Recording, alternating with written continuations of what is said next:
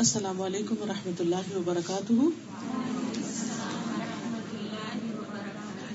نحمده ونصلي على رسوله الكريم اما بعد فاعوذ باللہ من الشیطان الرجیم. بسم اللہ الرحمن الرحیم. رب اشرح لي صدری ويسر لي امری واحلل عقدۃ من لسانی یفقهوا قولی. ہماری آج کی گفتگو کا عنوان ہے ریممبرنس آف اللہ، اللہ کی یاد، اللہ کا ذکر. اللہ سبحانہ تعالیٰ نے ہمیں ایک بہت خوبصورت دل دے کر پیدا کیا ہے جس میں احساسات ہیں، محبت ہے اور بہت سے جذبات ہیں. جب انسان اپنے ان جذبات کو اللہ سبحانہ تعالیٰ کے لیے خالص کر لیتا ہے تو اسے ایمان کی حلاوت نصیب ہوتی ہے، اس کو سویٹنس آف ایمان نصیب ہوتی ہے. اس کے لیے ہمیں ذکر کے بہترین طریقے بتائے گئے ہیں. آئیے صحیح مسلم کی ایک حدیث کی روشنی میں ہم اللہ کی یاد کی فضیلت کے بارے میں کچھ باتیں کریں گے. تو سب سے پہلے حدیث سنتے ہیں. ذهب أهل الدثور بالأجور عن أبي ذر رضي الله عنه أيضا أن ناسا من أصحاب رسول الله صلى الله عليه وسلم قالوا للنبي صلى الله عليه وسلم يا رسول الله ذهب أهل الدثور بالأجور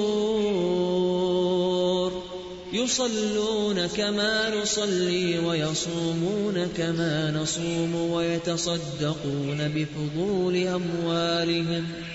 قال أوليس قد جعل الله لكم ما تصدقون إن لكم بكل تسبيحة صدقة وكل تكبيرة صدقة وكل تحميدة صدقة وكل تهليلة صدقة وأمر بالمعروف صدقة ونهي عن منكر صدقة وفي بضع أحدكم صدقة.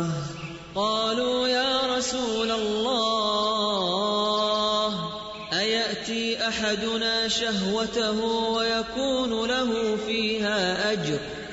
قال أرأيتم لو وضعها في حرام أكان عليه وزر؟ فكذلك إذا وضعها في الحلال كان له أجر.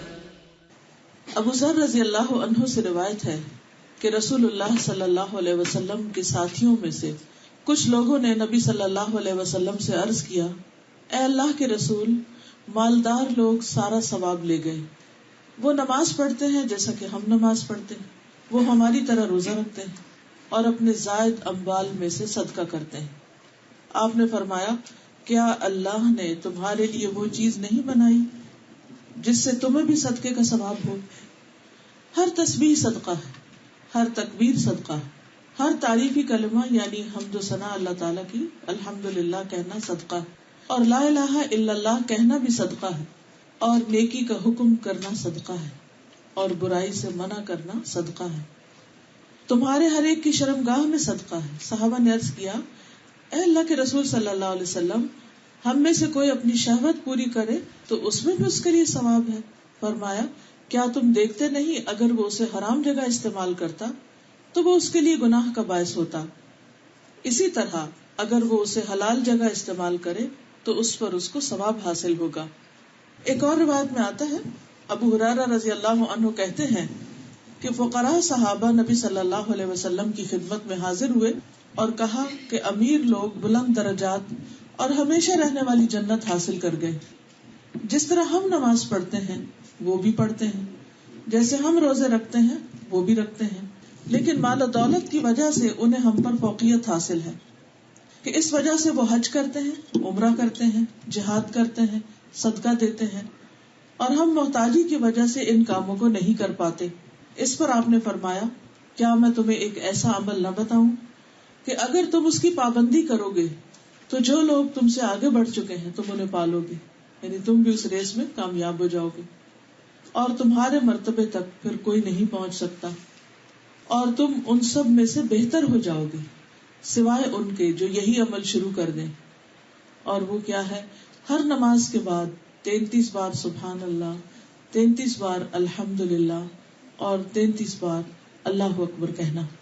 یعنی ان کلمات کی پابندی، ان تسبیحات کی پابندی نماز کے بعد انسان کے درجات کی بلندی کا ذریعہ بنتی ہے، اور بہت سے وہ اور عمل نیکی کے جو عام حالات میں انسان نہیں کر سکتا، وہ ان تسبیحات کی پابندی کے ذریعے ان کا اجر حاصل کر لیتا ہے. لیکن اکثر ایسے ہوتا ہے کہ بہت سے لوگ نماز کے بعد فوراً ہی اٹھ جاتے ہیں مصلی سے، دل گھبرانے لگتا ہے اس تسبیح سے. شیطان اس سمپل سے کام کو جس میں 1.5 منٹ سے بھی زیادہ نہیں لگتا، یعنی 33 ٹائم اگر آپ آرام سے بھی سبحان اللہ کہیں تو میکسیمم ٹائم جو آپ کو لگے گا 1 منٹ اور 30 سیکنڈ لگیں گے. لیکن وہ وقت ہمارے لیے شیطان اتنا مشکل بنا دیتا ہے کہ وہ لگتا ہے پہاڑ ہے. لیکن جو لوگ اس کو کرنا چاہیں اللہ تعالیٰ ان کے لیے آسانی بھی کر دیتا ہے، اور اگر اجر سامنے ہو تو پھر کچھ بھی مشکل نہیں. کتنے ہی لوگوں کی خواہش ہوتی ہے کہ ہم حج پہ جائیں، عمرے پہ جائیں، کوئی بڑے بڑے خیراتی ادارے بنائیں، کوئی کام کریں، لیکن وہ نہیں کر پاتے. اور جو کرتے بھی ہیں تو وہ جانتے ہیں کہ اس کے پیچھے کتنی بڑی ایفرٹ لگتی ہے. لیکن بعض اوقات چھوٹی چھوٹی نیکیاں جن پر انسان پابندی اختیار کرتا ہے، استقامت اختیار کرتا ہے، ان کا اجر و ثواب کہیں زیادہ ہوتا ہے. کیونکہ اس میں ذکر تو اپنی جگہ ہے، ریممبرنس آف اللہ تو اپنی جگہ ہے، لیکن خصوصی طور پر اس کی جو پابندی ہے کہ مستقل مزاجی کے ساتھ اس کو کرنا، یہ اس کامیابی کی ہے. یہاں جن صحابہ نے آ کے نبی صلی اللہ علیہ وسلم سے عرض کیا، ان کا مقصد کوئی حسد نہیں تھا، کوئی شکایت لگانا نہیں تھا، کوئی کمپلینٹ یا کوئی فرسٹریشن کا اظہار نہیں تھا، بلکہ ان کو شوق تھا کہ اجر میں آگے بڑھ جائیں کسی طرح.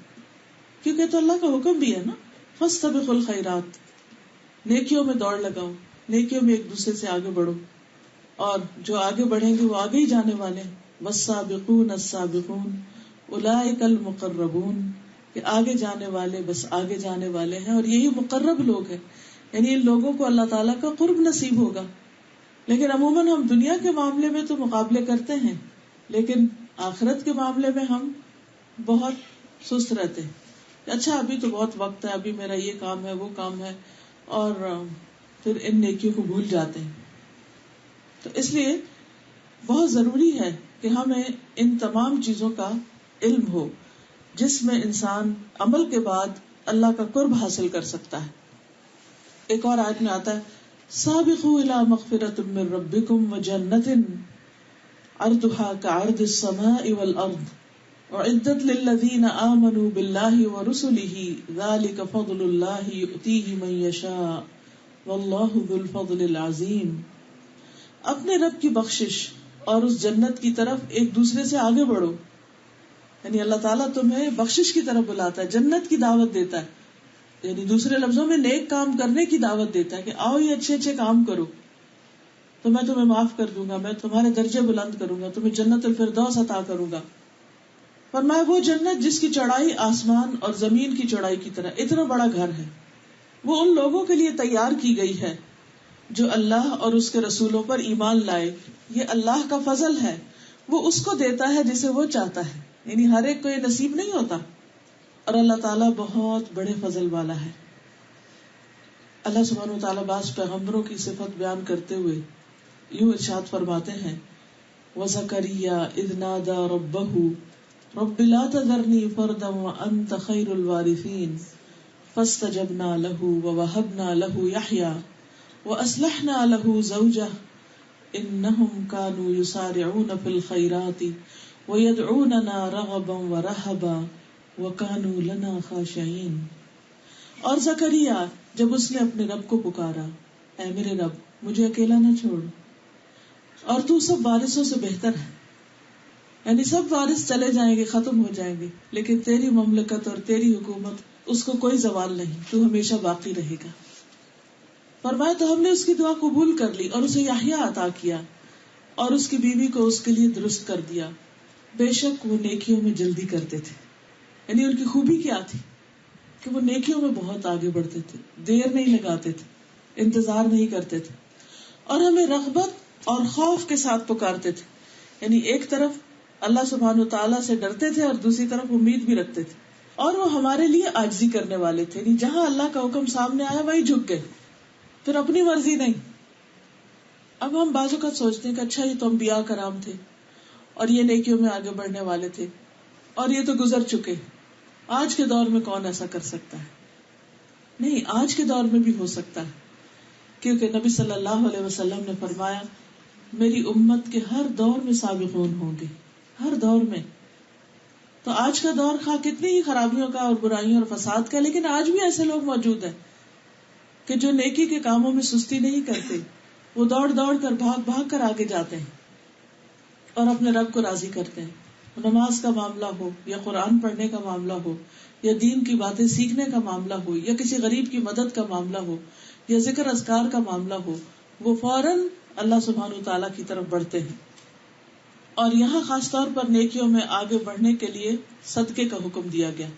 صدقے سے عام طور پر ہم کیا سمجھتے ہیں؟ مال خرچ کرنا، کسی کو کھانا کھلانا یا کسی کو کپڑا دینا. لیکن صدقہ صرف کھانا کپڑا نہیں ہوتا، بلکہ اور نیکی کے کاموں کو بھی صدقہ کہا جاتا ہے. اب یہاں اس حدیث میں کیا فرمایا؟ ان بکل تسبیحۃ صدقہ، یعنی جب آپ کہیں گے سبحان اللہ تو یہ بھی صدقہ ہے، اور جب آپ اللہ اکبر کہیں گے تو صدقہ ہے، جب آپ الحمدللہ کہیں گے تو یہ بھی صدقہ، جب آپ لا الہ الا اللہ کہیں گے تو یہ بھی صدقہ ہے. وَأَمْرٌ بِالْمَعْرُوفِ وَنَهْيٌ عَنِ الْمُنْكَرِ صدقہ، نیکی کا حکم دینا اور برائی سے روکنا، یعنی کسی کو اچھی بات بتانا اور کوئی غلط کر رہا تو اس کو روکنا کہ بھئی یہ نہ کرو، یہ تمہارے لیے نقصان دہ ہے، یہ بھی صدقہ ہے. تو نبی صلی اللہ علیہ وسلم نے فقراء مسلمانوں کو حکم دیا کہ جن اوقات میں مالدار لوگ مال کمانے میں اور مال خرچ کرنے میں لگے رہتے ہیں، ان اوقات میں تم اللہ کا ذکر کثرت سے کرو. کیونکہ آپ نے دیکھا ہوگا کہ بہت سے لوگ جو دنیا کمانے میں لگے ہوتے ہیں، خواہ وہ بعد میں صدقہ کریں، لیکن ان کو نہ ڈھنگ سے نماز پڑھنے کی ہمت ہوتی اور نہ ہی نماز کے بعد بیٹھ کے تفصیل سے ذکر کرنے کی، کیونکہ ان کو ہر وقت ہری ہوتی، جلدی ہوتی. تو یہاں پر نبی صلی اللہ علیہ وسلم نے ایسے لوگوں کو وہ کام سکھایا جو ان کے کرنے کا تھا یا وہ آسانی سے کر سکتے تھے. پھر آپ یہ بھی دیکھیں کہ سارا دن کرنے کی بات نہیں کی گئی، بلکہ ہر نماز کے بعد ان اذکار کی پابندی کی بات کی گئی، اور اتنا کرنا تو سب کے لیے آسان ہے. پھر اسی طرح آپ دیکھیں کہ جہاں تک صدقہ کا تعلق ہے تو اس کے اور بھی بہت سے طریقے ہیں جو اس حدیث میں بھی بیان ہوئے اور دیگر احادیث سے بھی ہمیں پتہ چلتے ہیں. ابو ذر کہتے ہیں نبی صلی اللہ علیہ وسلم نے فرمایا تم میں سے ہر ایک کے اس پر صبح کے وقت صدقہ لازم ہے.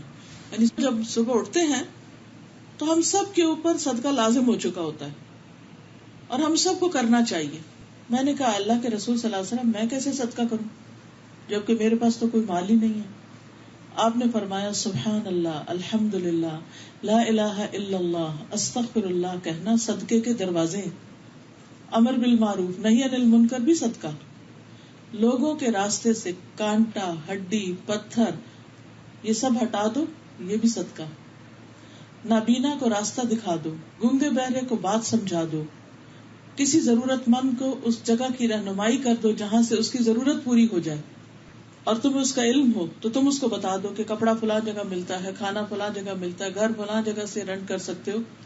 تو صرف رہنمائی کرنا، لوگوں کو بتاتے رہنا، ان کو فیسیلیٹیٹ کرنا، یہ بھی صدقہ. اپنی پنڈلیوں سے دوڑ کر کسی مظلوم اور فریاد رس کی مدد کرو.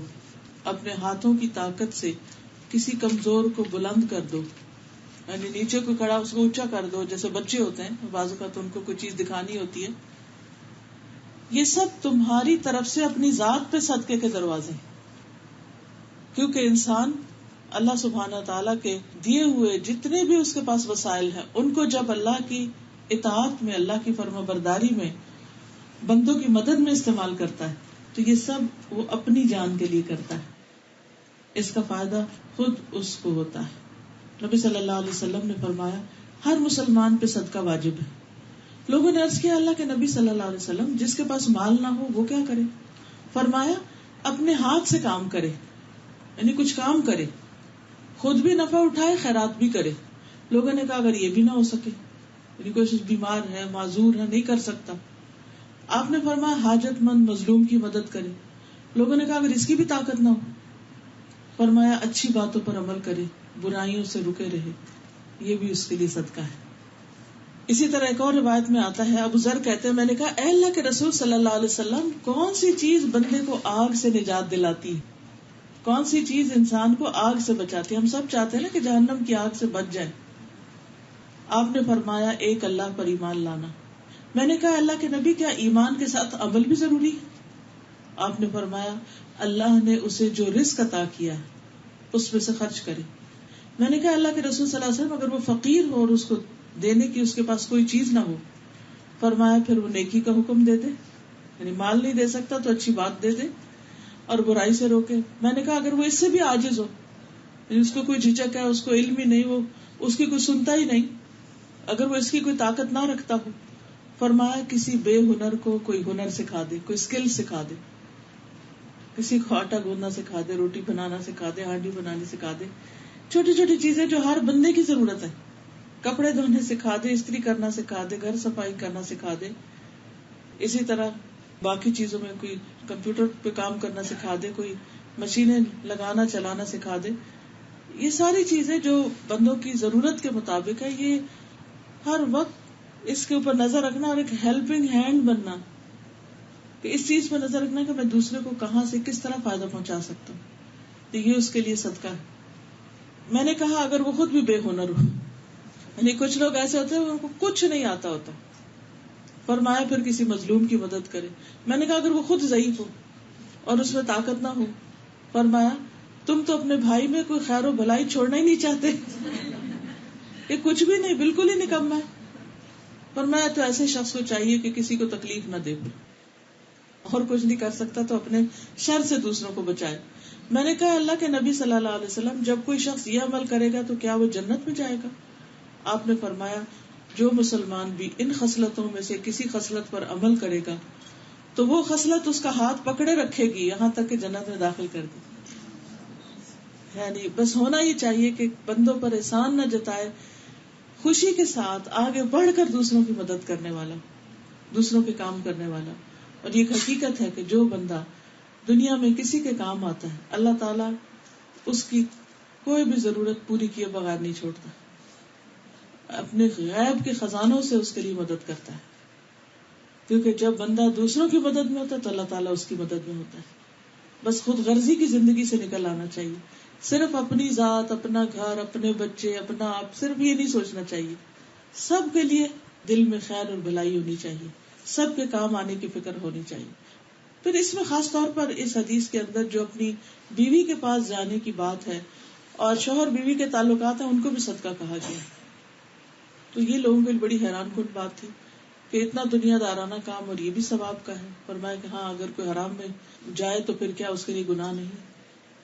کہاں اگر کوئی حلال میں جائے تو کوئی بھی چیز حلال استعمال کرنا جو ہے وہ ثواب کا باعث ہے. قرآن مجید میں اللہ سبحانہ وتعالیٰ مومنین کے لیے خوشخبری سناتے ہیں.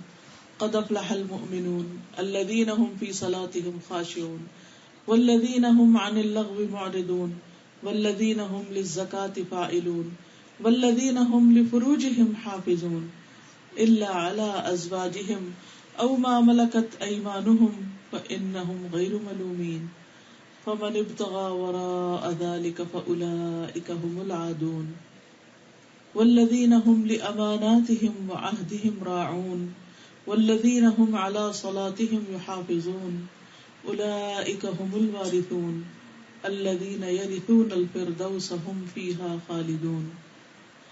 یقیناً کامیاب ہو گئے مومن وہی جو اپنی نماز میں عاجزی کرنے والے ہیں, وہی جو لغو کاموں سے منہ موڑنے والے ہیں, وہی جو زکوٰۃ ادا کرنے والے ہیں, وہی جو اپنی شرمگاہوں کی حفاظت کرنے والے ہیں مگر اپنی بیویوں یا ان عورتوں کے جن کے مالک ان کے دائیں ہاتھ بنے, بلا شبہ وہ ملامت کیے ہوئے نہیں. پھر جو اس کے سوا کچھ اور تلاش کرے تو وہی لوگ حد سے بڑھنے والے ہیں. اور وہی جو اپنی امانتوں کا پاس رکھتے ہیں اور اپنے عہد کا لحاظ رکھتے ہیں, اور وہی جو اپنی نمازوں کی حفاظت کرتے ہیں, یہی لوگ ہیں جو وارث ہیں, جو فردوس کے وارث ہوں گے اور اس میں ہمیشہ رہنے والے ہیں. تو اس میں آپ دیکھیے کہ ایک طرف نماز کا ذکر ہے, کہ اس کے اندر خشوع. دوسری طرف لغو اور فضول باتوں اور فضول کاموں، بیکار چیزوں سے بچنے کی بات کی گئی. پھر پاکیزگی اختیار کرنے کی، زکوٰۃ دینے کی. پھر اپنی شرمگاہوں کی حفاظت، یعنی اگر کوئی جنت میں جانا چاہتا ہے تو اسے حلال طریقے سے اپنی خواہشات پوری کرنی ہوگی اور حرام سے بچنا ہوگا. اور پھر امانت اور عہد کا پاس رکھنا، نمازوں کی حفاظت کرنا. تو یہی لوگ جنت کے وارث ہیں، اور صرف عام جنت نہیں، جنت الفردوس میں جانے والے ہیں، اعلیٰ درجے کے کامیاب لوگ ہیں جن کی یہ ٹریٹس ہے. تو ان آیات سے بھی پتہ چلتا ہے کہ شوہر بیوی کا جو حلال تعلق ہے وہ انسان کی کامیابی کا ذریعہ ہے، کیونکہ کسی بھی طرح حرام کی طرف جانا انسان کے لیے سراسر نقصان دہ ہے. پھر عمل بالمعروف اور نہی عن المنکر. نبی صلی اللہ علیہ وسلم کی جو خوبی بیان کی گئی قرآن مجید میں وہ کیا ہے؟ یأمرہم بالمعروف وینہاہم عن المنکر، کہ وہ نیکی کا حکم دیتے ہیں اور برائی سے روکتے ہیں. امت محمدیہ کے فرائض میں سے ہے کیا؟ یأمرون بالمعروف وینہون عن المنکر، کہ وہ نیکی کی دعوت دیتے ہیں اور برائی سے روکتے ہیں. اہل ایمان کی صفت ہے، مردوں اور عورتوں دونوں کی. والمؤمنون والمؤمنات بعضهم اولیاء بعض یأمرون بالمعروف وینہون عن المنکر. مومن مرد اور مومن عورتیں ان کے بعض کے دوست ہیں، نیکی کا حکم دیتے ہیں اور برائی سے منع کرتے ہیں.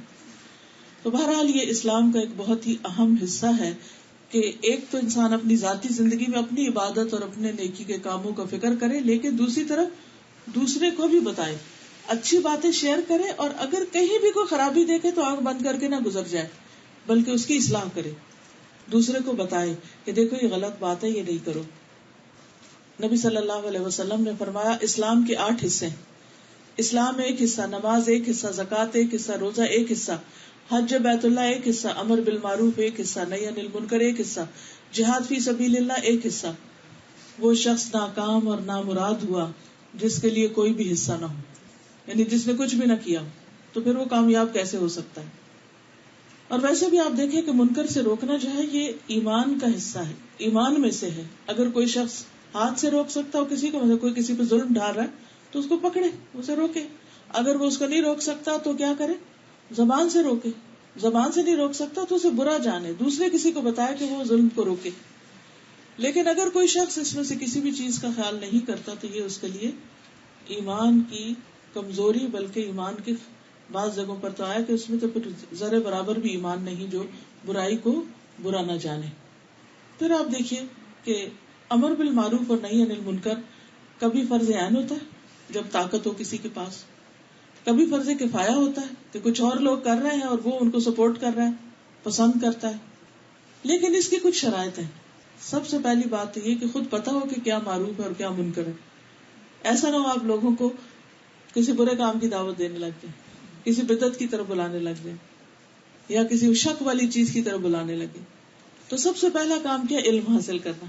تو عزیز بہنوں، آپ خوش قسمت ہیں کہ جن کو اللہ نے توفیق دی ہے کہ وہ اپنی زندگی کے باقی سارے کام کاج میں سے تھوڑا سا وقت نکال کے قرآن کی تعلیم حاصل کر رہے ہیں، دین سیکھ رہے ہیں. تو اللہ تعالیٰ آپ لوگوں کو یہ مبارک کرے اور اس میں اور خیر و برکت ڈالے اور اس میں آگے بڑھائے، کیونکہ جب علم آتا ہے تو ہی عمل کے دروازے کھلتے ہیں. اگر یہ پتہ ہی نہ ہو کہ کرنا کیا، کدھر جانا ہے، تو آپ کہاں جائیں گے؟ کس دروازے میں؟ ایسے ہی ادھر ادھر اندھیرے میں ہاتھ پاؤں مارتے رہیں گے.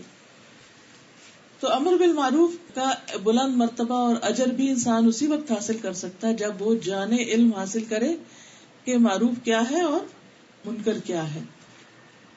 پھر اسی طرح آپ دیکھیے کہ جس چیز کا حکم دیا جا رہا ہے اس کے بارے میں یقینی علم حاصل کر کے اس کو میک شور کرے کہ ہاں یہ بالکل ٹھیک بات بتا رہا ہوں. بعض اوقات آپ کے ذہن میں کچھ باتیں ہوتی ہیں، یادداشت میں ہوتی ہیں، کبھی انسان کو کچھ یاد ہوتا ہے، کبھی نہیں یاد ہوتا، تو وہ آدھی کچھ بات کو آدھی کچھ ادھر سے ادھر ملا لی، تو یہ بھی طریقہ ٹھیک نہیں. اس کے لیے بہتر کیا ہے کہ انسان لکھی ہوئی چیز اپنے پاس رکھے، دوسرے کو خود پڑھ کے سنا دے یا پڑھنے کے لیے دے دے، اس کو کسی بھی طرح بتا دے، تو اس سے بھی یہ فریضہ ادا ہو جائے گا. عبداللہ ابن عمرو ابن العاص کہتے ہیں کہ مجھ سے رسول اللہ صلی اللہ علیہ وسلم نے فرمایا، عبداللہ کیا یہ خبر صحیح ہے کہ تم دن میں روزہ رکھتے ہو، ساری رات نماز پڑھتے ہو؟ میں نے عرض کیا صحیح ہے یا رسول اللہ. آپ نے فرمایا ایسا نہ کرو، روزہ بھی رکھو اور روزے کے بغیر بھی رہو، نماز بھی پڑھو اور سویا بھی کرو، کیونکہ تمہارے جسم کا بھی تم پر حق ہے، آنکھوں کا بھی حق ہے، بیوی کا بھی حق ہے، اور تم سے ملاقات کرنے والوں کا بھی تم پر حق ہے. تو اس لیے اپنے آپ کو صرف ایک ہی نیکی میں نہ تھکاتے رہو، بلکہ آرام کرو تاکہ دوسرے کام بھی کر سکو. تو یہ بھی ایک امر بالمعروف اور نہیں یعنی کہ نہیں انل منکر کا ایک طریقہ ہے، کیونکہ نہیں انل منکر اس میں کیا ہے کہ دوسروں کے حقوق نہ دینا. تو امر بالمعروف کیا ہے کہ اس حد تک نیکی کرنا کہ جس سے باقی نیکیاں ختم نہ ہو جائیں، اعتدال کی راہ اختیار کرنا. پھر اسی طرح برائی سے روکنے کی بھی کچھ شرائط ہیں. سب سے پہلی بات یہ کہ آپ کو شرعی دلیل سے معلوم ہو کہ برائی ہے. یہ نہ ہو کہ نہیں ہمارے ماں باپ اس کو بہت برا سمجھتے ہیں، یا میرا دل کہتا ہے کہ یہ تو برائی ہے. نہیں، آپ کا دل یا ماں باپ کا کہنا جو ہے نا وہ کام نہیں آئے گا جب تک کہ قرآن اور سنت کی دلیل نہ ہو اس کو برا کہنے پہ. کیونکہ بعض اوقات ہم بلا وجہ دوسروں پہ تنقید شروع کر دیتے ہیں بغیر علم کے. ہم کسی کو کوئی کام کرتے ہوئے دیکھتے ہیں تو ہم کہتے ہیں وہ یہ تو بڑا غلط کر رہا ہے، حالانکہ وہ صحیح ہوتا ہے اور آپ غلط ہوتے ہیں. لا علمی کی وجہ سے آپ اس کو صحیح کو غلط قرار دے رہے ہوتے ہیں. تو اس لیے جب بھی آپ کسی کو برائی سے روکنا چاہیں تو ضروری ہے کہ آپ پہلے خود معلوم کر لیں کہ واقعی یہ منکر ہے. لیکن اس کے لیے اس کا جو سورس ہے وہ آپ کا ذوق اور شوق اور عادت اور خیال اور عقل یہ نہ ہو. کیونکہ آپ کی سوچ سے کہ یہ گناہ ہو سکتا ہے وہ چیز گناہ نہیں بنتی جب تک کہ اللہ تعالیٰ اس کو یا اس کے رسول صلی اللہ علیہ وسلم اس کو گناہ نہ بتائیں. ابن مسعود نے ابی ابن کعب سے قرآن کی آیت کے بارے میں پوچھا جبکہ اللہ کے نبی صلی اللہ علیہ وسلم جمعہ کا خطبہ دے رہے تھے. تو ابی ابن کعب نے جواب نہیں دیا. جب نماز مکمل ہو گئی تو ابی ابن کعب نے ابن مسعود سے کہا کہ تمہارا جمعہ نہیں ہوا. ابن مسعود نے نبی صلی اللہ علیہ وسلم سے پوچھا تو آپ نے کہا کہ اس نے سچ کہا. کیا وجہ تھی؟ کیونکہ وہ خطبے میں بول رہے تھے. پھر اسی طرح باقی چیزیں بھی، کسی کو ڈانٹ ڈپٹ کرنے سے پہلے، کسی کو سرزنش کرنے سے پہلے، کسی کے بارے میں دل میں برا خیال لانے سے پہلے یہ سوچ لیں، پتہ کر لیں، اس سے پوچھ لیں بھائی تم یہ کیوں کر رہے ہو. کیونکہ بعض اوقات ہم ایک طرف سے ایک چیز دیکھتے ہیں نا تو ہمیں نہیں پتا ہوتا کہ وہ دوسرا کیوں وہ کام کر رہا ہے. مثلا اگر آپ دیکھیں کہ کوئی شخص چھت پہ کھڑا ہے اور وہ دیوار کی طرف جا رہا ہے ایج کی طرف جا رہا ہے، تو آپ کے ذہن میں شیطان خیال ڈالے کہ دیکھو یہ تو خودکشی کرنے جا رہا ہے، اور آپ شور مچا دیں وہ خودکشی کرنے جا رہا ہے، خودکشی کرنے جا رہا ہے، حالانکہ وہ ویسے ہی نیچے سین دیکھنے جا رہا تھا. اسی طرح بعض اوقات ہم اپنے وہم و گمان سے کام لے لیتے ہیں. خود ہی سیلف میڈ سٹوریاں ہوتی ہیں ہماری کسی چیز کو اچھا ہے برا کہنے کی. تو اس سے پہلے کہ ہم کسی کو کچھ کہیں پہلے پوچھو بھی کیوں کر رہے ہو. مثلا کوئی رات کو جاگ رہا ہے تو ہم یہ کہ ہاں اس سے تو کوئی ضروری کوئی ایسا غلط کام کرنا، پہلے پوچھے کہ کیوں جاگ رہا ہے. ہو سکتا ہے اسے کوئی تکلیف ہو، بیماری ہو، یا اس نے کہیں جانا ہو تو اس وجہ سے جاگ رہا ہو. ابو ذر کہتے ہیں ایک دفعہ میں نے ایک شخص کو گالی دی تو اس نے نبی صلی اللہ علیہ وسلم سے میری شکایت کر دی. نبی صلی اللہ علیہ وسلم نے مجھ سے پوچھا کیا تم نے اسے ماں کی یاد دلائی تھی؟ میں نے کہا جی ہاں. پھر آپ نے فرمایا تمہارے غلام بھی تمہارے بھائی ہیں، اگرچہ اللہ تعالیٰ نے انہیں تمہاری ماتحتی میں رکھا ہے، اس لیے جس کا کوئی بھائی اس کے قبضے میں ہو، جس کا بھی کوئی بھائی اپنے بھائی کے قبضے میں ہو، اسے چاہیے کہ اسے وہی کھلائے جو وہ خود کھاتا ہے، وہی پہنائے جو خود پہنتا ہے، اور ان پر ان کی طاقت سے زیادہ بوجھ نہ ڈالے، لیکن اگر بوجھ ڈالے تو خود بھی اس کی مدد کرے. تو اس میں آپ دیکھیے کہ نبی صلی اللہ علیہ وسلم نے جس کی شکایت آئی تھی پہلے اسے کنفرم کیا کہ واقعی ایسے ہوا تھا، تمہاری کمپلینٹ آئی ہے، اور جب وہ ثابت ہو گئی بات تو پھر ایکشن لیا، پھر سمجھایا. یہ نہیں کہ آپ ون سائیڈڈ اسٹوری سن کے اور آپ اس شخص کو برا بھلا کہنا شروع کر دیں. اکثر یہی ہوتا ہے نا، خاندان میں بیٹھے ہوتے ہیں، ایک شخص کو دوسرے سے کوئی کمپلینٹ ہوتی ہے، وہ کہتا ہے اس نے میرے ساتھ بڑی زیادتی کی، اور بہت ساری اسٹوری سنا کے آپ کی ہمدردی لے لیتا ہے، حالانکہ آپ کو نہیں پتا کہ حقیقت کیا ہے. تو اگر آپ نے واقعی کوئی ایکشن لینا تو اس سے پہلے آپ کو دوسری طرف کے بھی حالات معلوم کرنے ہوں گے.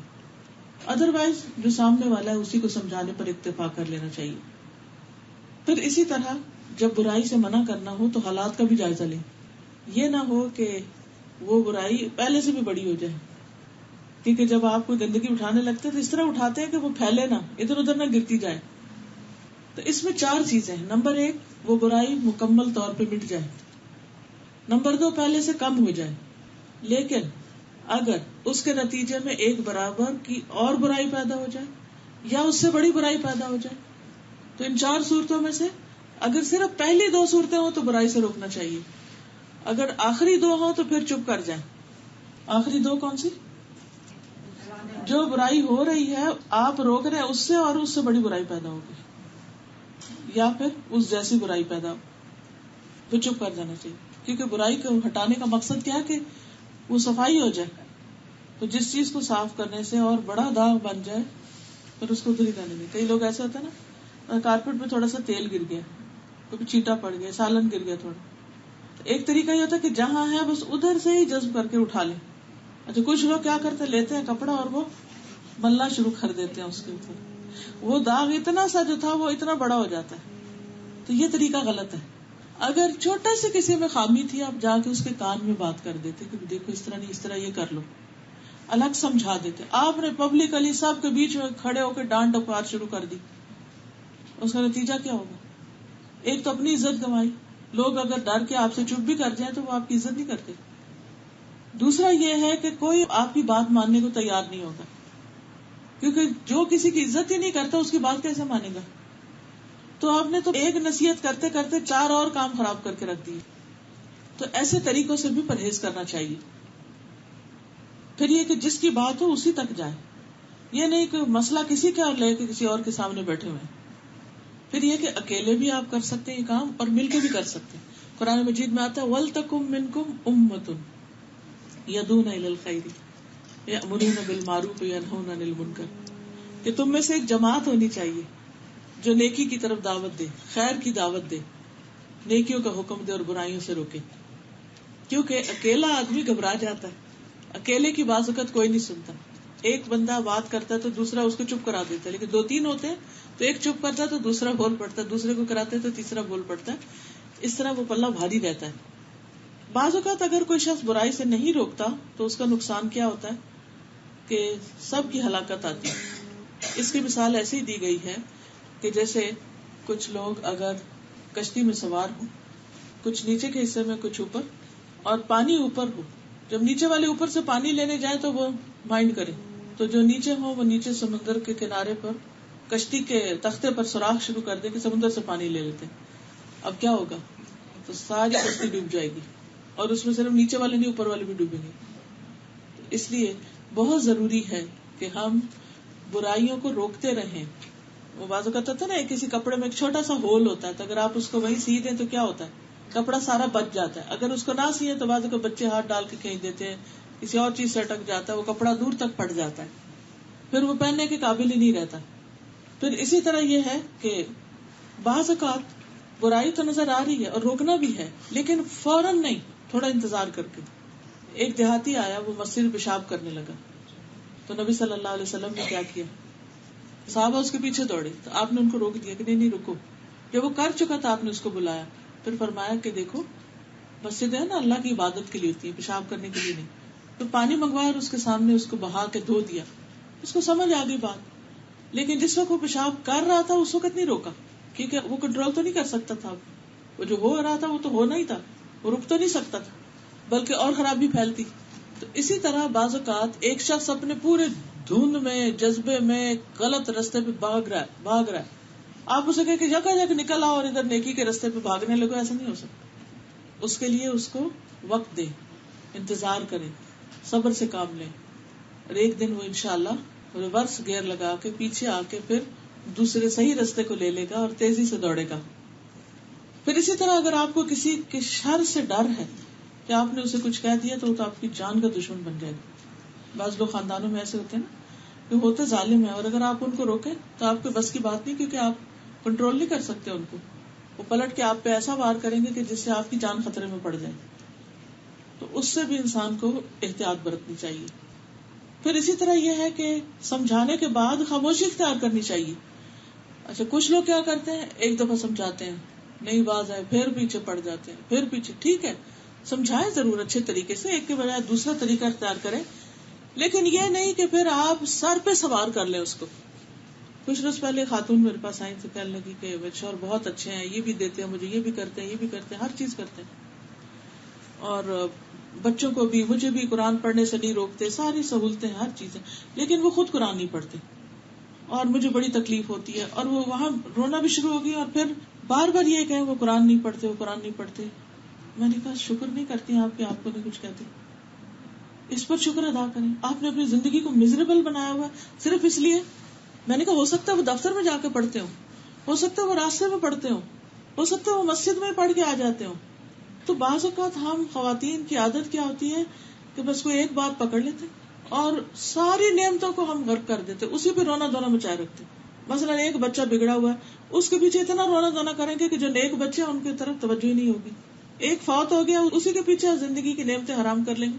جو زندہ ان کی تربیت نہیں کریں گے. جو چیز ہاتھ سے چلی گئی اس پہ ہی رونا دھونا جاری ہے, اور جو چیزیں ہاتھ میں ان کو استعمال ہی نہیں کر رہے, تو کس قدر ناسمجھی کی بات ہے. تو اس لیے جب کوئی برا کر رہا ہو آپ ایک دفعہ سمجھائیں اور دیکھیں کہ وہ بدتمیزی پہ اتر آئے تو چھوڑ دیں. یہ نہیں کہ آپ اس کے بال پکڑ لیں اور آپ اس کو لگانا شروع کر دیں کہ آپ کا کام کیا ہے, انما انت مذکر لست علیہم بمسیطر الا من تولی وکفر. سلیمان کہتے ہیں کہ 2 آدمیوں نے نبی صلی اللہ علیہ وسلم کی موجودگی میں جھگڑا کیا, بیٹھے ہوئے تھے تو دونوں لڑنے لگ گئے. ہم بھی آپ کی خدمت میں تھے. ایک شخص دوسرے کو غصے کی حالت میں گالی دے رہا تھا اور اس کا چہرہ سرخ تھا. آپ نے فرمایا میں ایک ایسا کلمہ جانتا ہوں, اگر یہ شخص اسے کہہ دے تو اس کا غصہ دور ہو جائے گا. اگر یہ اعوذ باللہ من الشیطان الرجیم پڑھ دے تو غصہ دور ہو جائے گا. صحابہ نے اسے کہا کیا سنتے نہیں کہ نبی صلی اللہ علیہ وسلم کیا فرما رہے ہیں, پڑھو اعوذ باللہ. کہنے لگا کیا میں دیوانہ ہوں, یعنی میں نہیں پڑھوں گا. غصے میں تھا نا. تو اس کے بعد سب خاموش ہو گئے. صحابہ نے بھی کچھ نہیں کہا, نبی صلی اللہ علیہ وسلم نے بھی کچھ نہیں کہا, چھوڑ دیا. ٹھیک ہے, کر لو جو کرنا کرو. ایک شخص کو دیکھا آپ نے کہ وہ بخار میں ہے, تو آپ نے فرمایا لا باس طہور انشاءاللہ, کوئی بات نہیں, یہ پاکی کا ذریعہ ہوگا. کہنے لگا نہیں یہ تو بوڑھے کے اوپر آ گیا بخار جو اسے قبر میں لے کے ہی اترے گا. آپ نے فرمایا اچھا پھر ایسا تو ایسا ہی ہوگا, اور وہ شخص اسی بخار میں مر گیا.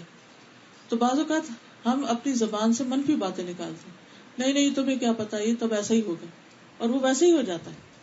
کبھی بھی زبان سے منفی بات نہ نکالے, اور اگر کوئی بھول کے نکل جائے تو پھر کثرت سے توبہ کرے, صدقہ کرے, نیک کام کرے, دوسروں کی بھلائی کے کام کرے, تاکہ وہ اس کے داغ مٹ جائیں. کبھی کوئی ہمیں نصیحت کر رہا ہو, کہتا ہاں میں تو یہ تو کرتی ہوں. اچھا کوئی کہے کہ اچھا ایسا نہیں, کوئی مشورہ دے, کہہ رہا ہے اس کا کوئی فائدہ نہیں. حالانکہ بعض اوقات وہی چیز جس کو ہم حقیقت سمجھ رہے تھے وہی فائدہ دیتی ہے.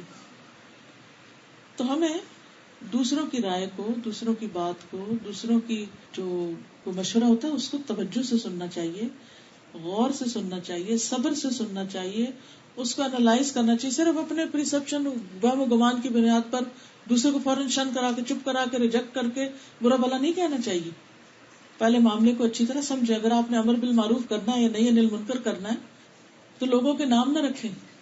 بعض لوگوں کا کیا طریقہ ہوتا ہے کہ کسی کو کوئی برائی کرتے دیکھا تو اس کے نام رکھ لیتے ہیں, برے برے نام رکھ لیتے ہیں, یا اس کو بلیم کرنے لگتے کچھ ناموں سے.